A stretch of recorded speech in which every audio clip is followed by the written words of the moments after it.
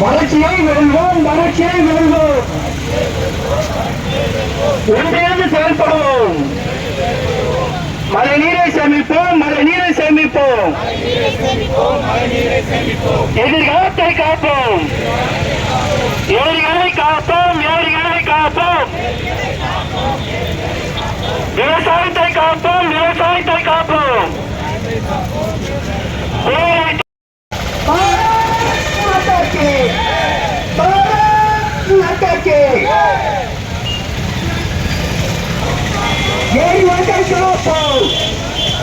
காப்போம், காப்போம், மண் வழக்கை காப்போம்.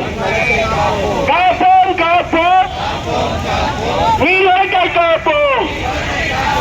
பாரத் மாதா கி, பாரத் மாதா கி.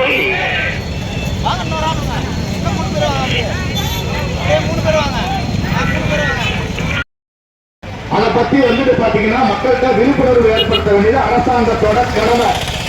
ஆனா இந்த மாநில அரசாங்கம் அதை செய்ய தவறி இந்த விளம்பர விஜய் அரசாங்கம் இதெல்லாம் பாத்தீங்கன்னா அவங்களுக்கு போட்டோ ஷூட் போட்டுக்கிட்டு இந்த டிஎம்கேவுக்கும் டிவிகேவுக்கும் உள்ள வந்த பிரச்சனைகளை மட்டுமே கையாண்டுகிட்டு இருக்காங்க.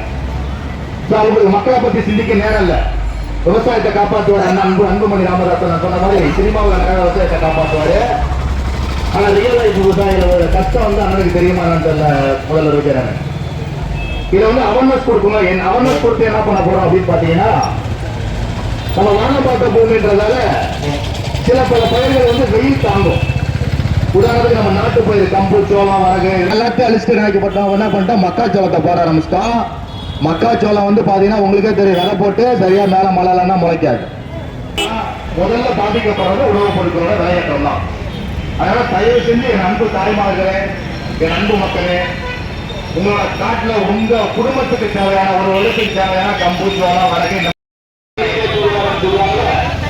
ஒரு ஏரி தான் ஏற்கும் போது அதுக்கு முன்னாடி ஏரிக்கு நீர் வரதுக்கு அந்த பாதையில இருக்க ஆக்கிரமிப்ப, அந்த பாதையில இருக்க ஒரு தடுப்புகளை, இந்த அசதுகளை, இந்த குப்பை குளங்களை இதுகளை வந்து போர்க்கான அடிப்படையா உடனடியா தயவு செஞ்சு மாவட்ட நிர்வாகம் உங்களை நன்றாக கேட்டுக்கிறோம்.